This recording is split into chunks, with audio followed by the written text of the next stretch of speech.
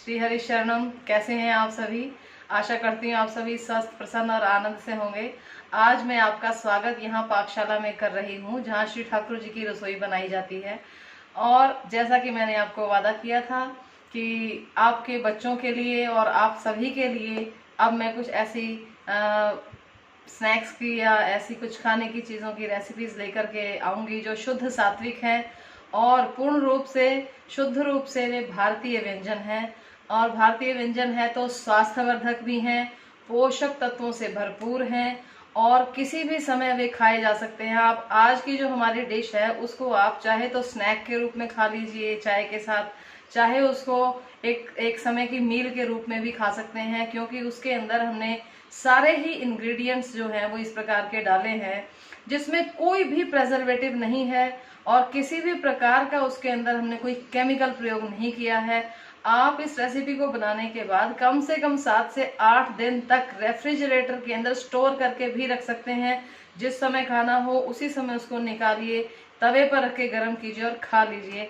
और वो ऐसे भी खाया जा सकता है, सेक के भी खाया जा सकता है। तो आइए अब हम शुरू करते हैं।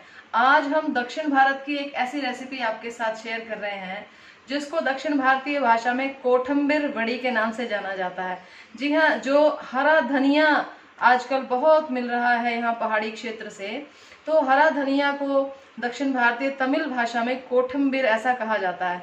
तो खूब सारा धनिया जो है ग्रीन, ये धनिया के साथ हमने थोड़ा सा यहाँ अपने गमले में उगाए हुए जो हैं सरसों के दाने डाल दिए थे। तो उसमें छोटे छोटे मस्टर्ड ग्रीन्स जिसको आप कहते हो, जो छोटे छोटे अंकुरित पत्ते होते हैं हमारे, वो बहुत ज्यादा फायदेमंद होते हैं। थोड़े से धनिया, थोड़ा सा उसमें जो है सरसों के पत्ते और कुछ पालक और मेथी के पत्ते। जी हाँ, आजकल भी हमने थोड़ा परिश्रम करके उनको कर लिया, तो खूब सारे वे पत्ते हम लेंगे और उनकी जो वड़ी बनेगी, अर्थात जो खाने के लिए जो बेस बनने वाला है, जिस प्रकार से आप पिज्जा का निर्माण करते हैं, तो ये हो गया हमारा fully loaded with proteins and good carbohydrates. ये हमारा एक पिज्जा का बेस तैयार होगा। अगर आप चाहें तो इस बेस के ऊपर खूब सारा आप जो है उसमें टमाटर की चटनी डाल करके और सब्जियां जो है वो स्टीम करके डाल के आप इसको एक पिज्जा की तरह भी खा सकते हैं। तो आइए अब मैं आपको सारे इंग्रेडिएंट्स एक बार दिखा देती हूँ कि हमने क्या किया है। तो सर्वप्रथम जो मेरे पास है वो है ये आप देखिए, इसमें इस बाउल के अंदर हमने 3 प्रकार की इसके अंदर दालें हैं और एक जो है इसके अंदर चावल है। वो किस रेशो में लेना है वो मैं आपको बता देती हूँ। ये हमने रात भर भिगो के रखा, कल सुबह से ही भिगोया है इसको, लगभग 10 घंटे 12 घंटे इसको भिगो के रखा और उसके बाद 5-6 घंटे इसको वैसे ही पानी को निकाल करके इस प्रकार से इसको रखा गया है। तो ये आप अच्छी तरह से देख सकते हैं। इसमें हमने ली है एक तो चना दाल, अनपॉलिश्ड है, ये बिल्कुल नेचुरल है, गांव की एक जो है चक्की से वहां से लिया हुआ चने का दलवा जिसे बोलते हैं वह चना दाल है। उसके साथ ही धुली हुई मूंग की दाल है। तो चना दाल आप समझ लीजिए, अगर हमने 4 मुट्ठी भर के चना दाल ली तो 4 मुट्ठी भर के हमने इसके अंदर मूंग की दाल ली है और 2 मुट्ठी हमने इसके अंदर लाल रंग की जो मसूर की दाल आती है वह भी डाली है। और ये जो आप लाल रंग का एक दाना देख रहे हैं डार्क ब्राउन कलर का, ये हमने इसके अंदर रेड राइस डाल दिया है। आप कोई साधारण चावल भी ले सकते हैं। तो इसको इन सबको एक साथ ही भिगो दिया। तो ये जो हमने सारा कुछ भिगोया है इसको इसी रेशो में लेंगे तो ज़्यादा अच्छा लगेगा। वैसे जो दक्षिण भारत का व्यंजन ये बनता है कोठंबिर वड़ी, उसमें वो चावल का प्रयोग तो नहीं करते, ये केवल मूंग दाल से और चना दाल से बनाया जाता है। लेकिन हमने इसके अंदर थोड़ा सा चावल की अपनी एक एडिशन करी है जो बच्चों के लिए एक पेट भरने का कार्य भी करेगा और जो है थोड़ा इसमें कार्बोहाइड्रेट भी आ जाएगा और थोड़ा जो है ये एक स्नैक के साथ साथ हमारे लिए एक भोजन का, एक पूरी मील का काम भी कर सकता है। तो इस तरह से आप देख सकते हैं कि ये भिगो करके और इसका पानी निकाल दिया गया है। ये जो दाल है इसको अब हम थोड़ा सा इसके अंदर अंदाजे के साथ जो है नमक डाल करके और इसको मिक्सर के अंदर इसको हम पीस लेंगे। थोड़ा बिल्कुल कम पानी का प्रयोग करते हुए ही हम इसको पीस लेंगे। कुछ दरड़ा सा रखना है, बहुत ज़्यादा इसको बारीक नहीं करना और बहुत ज़्यादा दरड़ा भी नहीं रखना। तो मैं आपको भी करके दिखा देती हूँ कि किस प्रकार से हमें इसको करना है।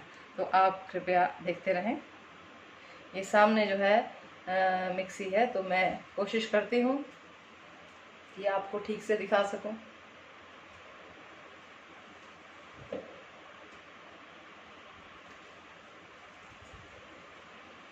ये है हमारे पास मिक्सर जार, और इस जार के अंदर जो है अब हम इसको भर लेंगे अपनी दाल को, जितना उसमें आसानी से पीसा जा सकेगा।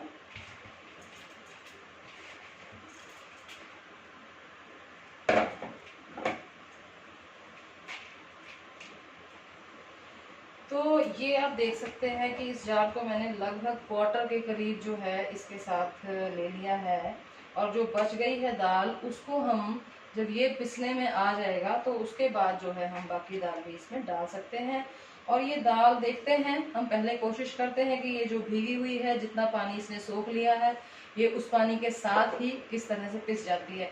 जो लोग बड़े लोग हैं और स्नैक की तरह से इसको खाना चाहते हैं, तो वो इसमें अपने स्वाद के लिए अगर हरी मिर्च डालना चाहें, क्योंकि ये भी विटामिन सी से भरपूर होती है, तो आप ये डाल सकते हैं। हम यहाँ पर केवल 2 का प्रयोग करेंगे, अधिक नहीं डालेंगे, तो कम और ज़्यादा आप अपने हिसाब से इसको ले सकते हैं।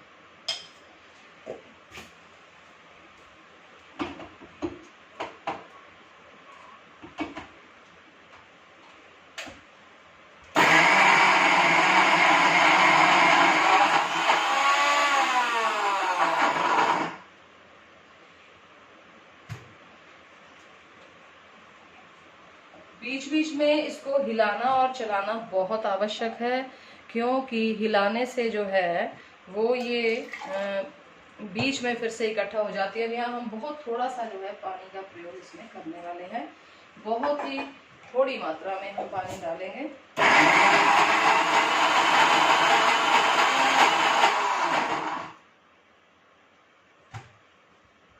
देखिए इसमें थोड़ा पानी और जाएगा, और पानी के साथ ही अब हम इसके बीच में जो है अपनी जो बची हुई दाल है वो भी इसके अंदर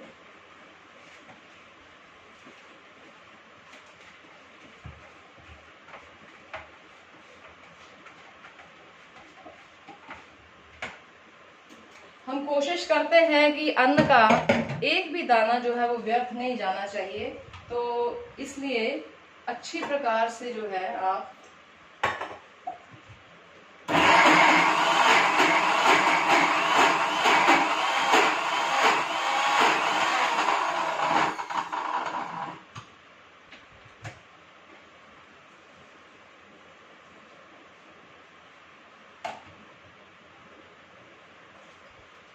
हल्का हल्का इसमें पानी हम डालते रहेंगे जब तक कि वह दाने जो हैं अच्छी तरह से पिसने में नहीं।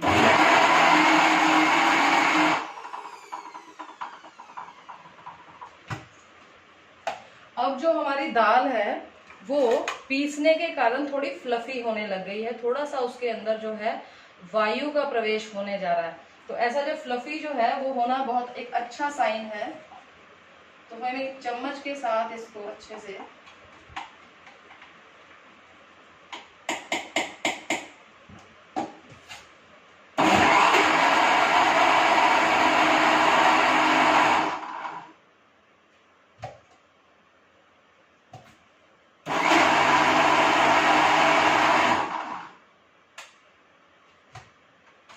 अब ये जो दाल है ये बिल्कुल अच्छे से पिस कर तैयार हो चुकी है।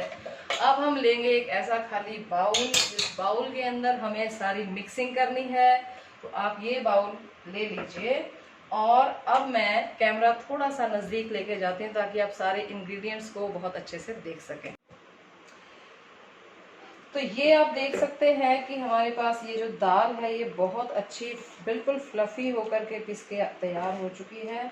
अब इस दाल को हम इस बाउल के अंदर जो है इस तरह से इसको निकाल लेते हैं।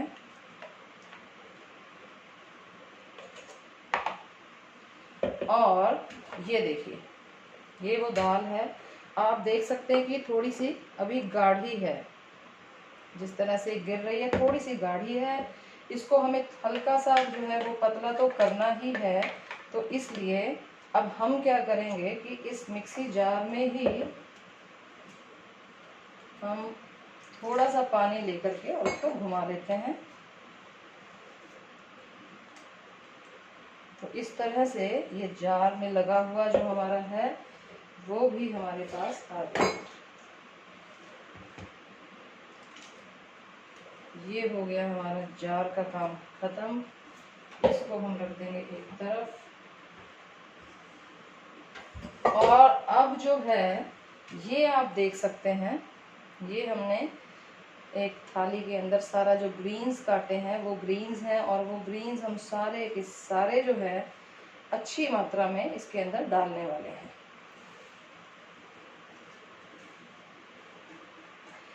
ग्रीन्स जो है हमने यहाँ पर काफ़ी अच्छी मात्रा में ले लिए हैं, क्योंकि ये जो ग्रीन्स हैं माइक्रो ग्रीन्स के नाम से आजकल काफ़ी प्रचलन में है, लेकिन हमारी जो भारतीय शुद्ध परंपरा है उसमें तो हम लोग ये जो जिसको मस्टर्ड ग्रीन कहा जा रहा है ना, उसका प्रयोग सरसों के पत्ते साग के रूप में पहले किया ही जा। अब बड़े आराम के साथ जो है हम इसको इस तरह से इसके साथ मिलाना शुरू कर लेंगे। ये देख लीजिए आप, इसमें अभी पानी और जाने वाला है, तो हम लेते हैं यहाँ शुद्ध जल का एक गिलास, थोड़ा सा इसमें डालते हैं हम पानी। और अब मैं आपको दिखाने जा रही हूँ, ये है वो स्पाइसेस जो हमने इसमें डालने हैं। सबसे पहले ये है आपके सामने जिसको कहते हैं हिमालयन पिंक सॉल्ट, या ये है सेंधा नमक पिसा हुआ, और ये जो है ये है पिसा हुआ भुना जीरा, ये है हमारे पास धनिया पिसा हुआ, सूखा धनिया पीस के रखा हुआ, और ये है हमारे पास जो गरम मसाला जिसको कहा जाता है, कुछ खड़े मसाले हैं उनको पीस करके भून के पीस के ये तैयार किया गया है। और ये है हल्दी। तो आइए सबसे पहले हम हल्दी से प्रारंभ करते हैं। हल्दी टर्मरिक जिसमें भरपूर कर्क्यूमिन होता है, और ये जो हल्दी है ये मनुष्य के लिए धरती माता की एक बहुत बड़ी सौगात है। ये अनेक रोगों की एकमात्र औषधि है, हल्दी को हम औषधि समझें। और ये वो मसाला है जो हमने तैयार किया हुआ है, इसको डाल दिया जाएगा। आप अपनी आवश्यकता और अंदाज को मेंटेन करके चलें। धनिया पाउडर भी हम थोड़ा डालेंगे, वैसे हरा धनिया काफ़ी डल गया, लेकिन फिर भी धनिया पाउडर से एक अलग तरह की सुगंध जो है वो व्याप्त होती है। और ये है जी हमारे पास भुना हुआ और पिसा हुआ जीरा। जीरा भी अपने आप में औषधि का कार्य करता है। और ये अब हमारे पास आ गया जी नमक, और नमक जो है इसको बहुत सावधानी पूर्वक डालें। अगर ये कम और ज़्यादा हो गया तो फिर आप फंस जाएंगे। बहुत अच्छा बनाने के बाद भी आपकी जो डिश है वो एकदम से खराब हो सकती है। तो अब हम इसको अच्छे से एक बार इस प्रकार से मिलाएंगे, और जब तक ये तैयार होता है हम रख देंगे जी एक बड़ा सा बर्तन। इसका नाम रखा है हमने जम्बो कढ़ाई। तो इसको हम गैस को करेंगे ऑन। इसमें डाल लेंगे लगभग 1-2 गिलास पानी, जो हमने एक बड़ा गिलास ले लिया है। और अब यहाँ एक इस तरह का जो है रिंग, वो हमें इसके बीच में रख देना है, और इसके ऊपर हमको लगा देना है ये ढक्कन।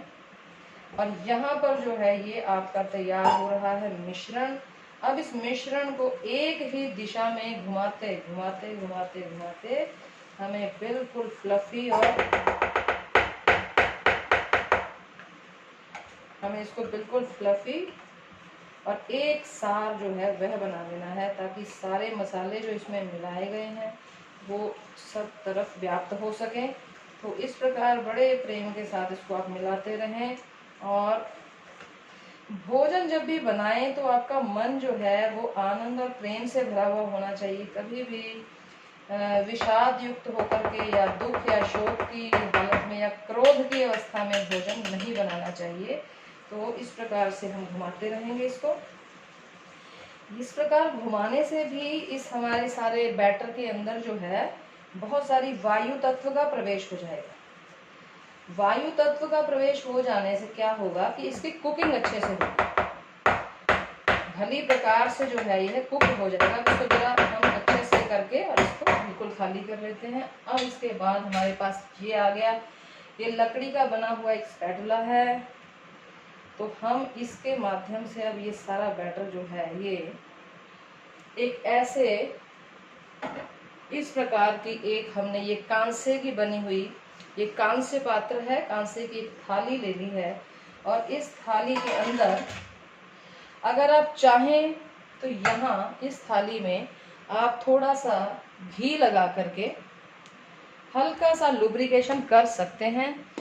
परंतु जो हार्ट के पेशेंट हैं वो अगर इस लुब्रिकेशन को मैंने बहुत जस्ट अ फ्यू ड्रॉप्स सिर्फ मैंने 1 या 2 बूंद के बराबर देख सकते हैं कितना सा घी लिया है।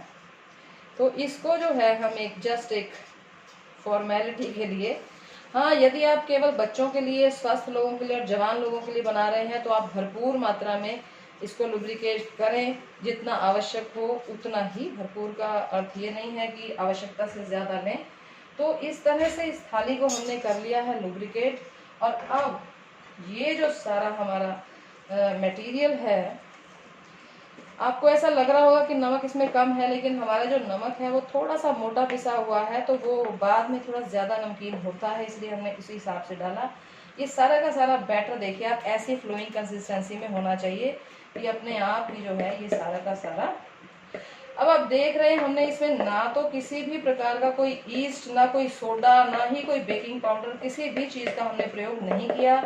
इसके अंदर जो हमने 12 घंटे भिगो के रखा था और 6 घंटे फिर इसको बाहर वैसे रख दिया था भीगी हुई दाल को, तो उसी के प्रभाव से जो है तो इस तरह से हम अपने स्पैटुला को भी हटाएंगे और ये जो इसमें आया इसको हल्के हल्के हाथों से ऐसे मिलाएंगे और 2-3 बार इस तरह से हम इसको टैप कर देंगे। यहाँ पानी में बॉयल आ चुका है और हमने गैस को बिल्कुल सिम कर देना है। और अब जो है इस थाली को रख देंगे हम इस कढ़ाई के बीच में, जो हमने रखा हुआ उसके ऊपर। चारों तरफ से जगह होनी चाहिए जहाँ से स्टीम निकल सके और ये हमने इसको लगा दिया ढक्कन। अब बिल्कुल जो है सावधानी के साथ 15 मिनट के बाद हम देखते हैं कि यहाँ पर क्या हो रहा है और फिर आपके सामने आते हैं। हाँ जी, आइए, अब हो चुके हैं 15 से 20 मिनट के बीच का समय और अब हम गैस को कर देते हैं बिल्कुल बंद। अब आपके सामने मैं इसको खोलने जा रही हूँ और एकदम से आप इस तरह से खोल दीजिए और ये आपके सामने जो तैयार है इसकी हमें अब करनी है टेस्टिंग। तो टेस्टिंग के लिए हमें चाहिए एक लकड़ी का, इस प्रकार का कोई भी हम एक लकड़ी का जो है वो ले सकते हैं इसको, या आप चाकू भी ले सकते हैं साधारण रूप से। इस तरह से आप एक चाकू लेंगे और इस चाकू को इसके सेंटर में ऐसे डालें और निकालें। हल्का सा आप देख सकते हैं कि इसमें ये चिपक के आया है। दूसरी जगह डाल लेते हैं, ये बिल्कुल क्लीन आया है। तो शायद ये जो आया है, हाँ ये जो है चिपक नहीं रहा है, ये उसके साथ वो आ गया है। तो अब जो है हमारी ये जो कोठंबीर वड़ी, या राजस्थान में इसको जो है मुंगोड़िया के नाम से भी जाना जाता है, बनाने की टेक्निक में थोड़ा बहुत जो है वो हेर फेर हो सकता है। अब मैं आपको निकाल के दिखाती हूँ बाहर कि कैसा लगेगा आपको देखने में। तो उसके लिए हमें गीला कपड़ा इस तरह से ले लेना है और बड़ी ही सावधानी के साथ हम इस थाली को जो है यहाँ से बाहर ऐसे निकाल करके ज़मीन पर रखेंगे। अब आप ये देख सकते हैं कि आपके सामने जो ये तैयार हुआ है वो। तो आइए, अब ये हमारा जो बिल्कुल ठंडा हो चुका है, जिसको कहते हैं कोठंबीर वड़ी, और ये हमारे राजस्थान में मुंगोड़िया के नाम से भी कुछ थोड़ी सी डिफरेंस के साथ बनाई जाती है। आज ये जो आपके सामने डिश मैंने दिखाई, अब हम इसको कर लेते हैं कटिंग। देखिए इसके पूरे पकने की एक ही निशानी है, ये इस प्रकार से बहुत आसानी से काटा जाता है। तो हम इसको जो है आज आपके शौक़ के लिए इसको हम काट रहे हैं पिज़्ज़ा की शेप में, जैसे आप लोग पिज़्ज़ा को काटते हैं। तो उससे आप अपने बच्चों को थोड़ा सा इसके साथ उनका जुड़ाव ज़्यादा पैदा हो जाएगा। तो इस तरह से हमने इसमें बिल्कुल उसी तरह से इस तरह से ये लगा दिए हैं कट्स, और हल्का सा जो है हम इसको उठाने की कोशिश करेंगे। आप देखिए कितनी सरलता के साथ ये पीस जो है ये निकल करके बाहर आ गया।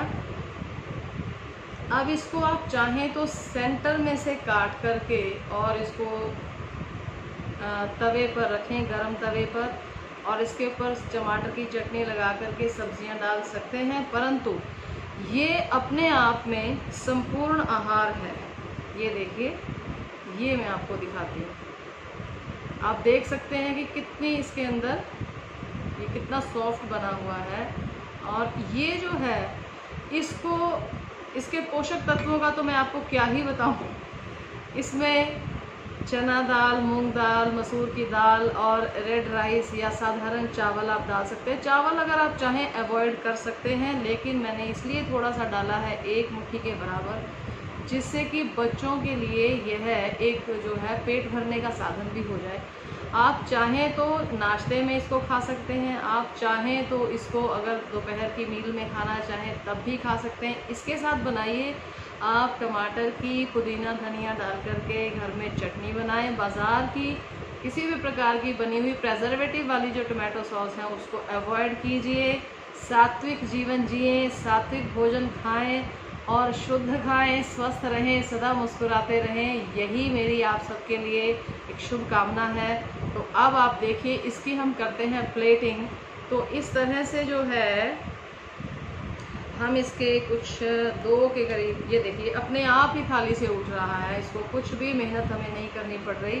तो आप देख सकते हैं इसको, अगर कुछ लोग चाहें तो थोड़ा सा घी लगा करके तवे के ऊपर बहुत कम घी के साथ शैलो फ्राई करके भी खा सकते हैं, जैसा आपका टेस्ट हो। जो हार्ट के पेशेंट हैं और जो जिनको स्वास्थ्य की ज़्यादा चिंता है, जो मोटापे को कम करना चाहते हैं, उनके लिए तो ये रामबाण है। इसमें किसी प्रकार का कोई फैट का प्रयोग किया ही नहीं गया है। जो कुछ इसमें ऑयल्स हैं वो नेचुरल ऑयल्स हैं। जो चावल के अंदर जो तेल होता है वो है, दालों में जो तेल होता है वो नेचुरल ऑयल से ये भरपूर है, और उतना हमारी सेहत के लिए मेरे विचार से तो काफ़ी होता है। जो भी वस्तु है हम उसको जब खाते हैं उसमें जो कुछ भी तेल या जो कुछ भी तत्व मिलाने हैं वो प्रकृति मिला चुकी है। नेचर ने जो चीज़ जैसे दी है हमें उसे खाने की कोशिश करनी चाहिए। एक्स्ट्रा ऑयल्स या एक्स्ट्रा घी का प्रयोग जो है वो हमेशा ही स्वास्थ्य के लिए हानिकारक होगा। दूध का गिलास पिए, दूध में जितना फैट हमें चाहिए वह पर्याप्त मात्रा में मिल जाता है। आप दही पिए, छाछ पिए, बच्चों को कोल्ड ड्रिंक की आदत छुड़वाएं और छाछ पीना प्रारंभ करें। तो इस तरह से सुंदर तरीके से आप इसको सजा करके, और ये घर की बनी हुई टमाटर की चटनी है, और ये इस प्रकार से आप जो है ये इसको आप पिज़्ज़ा की शेप में काटें और इस तरह से परोसें और खाएं और खिलाएं, और फिर हमें कमेंट्स में बताएं कि ये डिश आपको कैसी लगी। इसको आप बिना सेके बिना तले ऐसे भी खा सकते हैं, क्योंकि स्टीम ने इसको अच्छी तरह से पका दिया है। तो आज मैं देती हूँ आपसे विदा, और फिर अगली रेसिपी के साथ फिर आपसे मिलती हूँ। तब तक के लिए हरि ओम, धन्यवाद।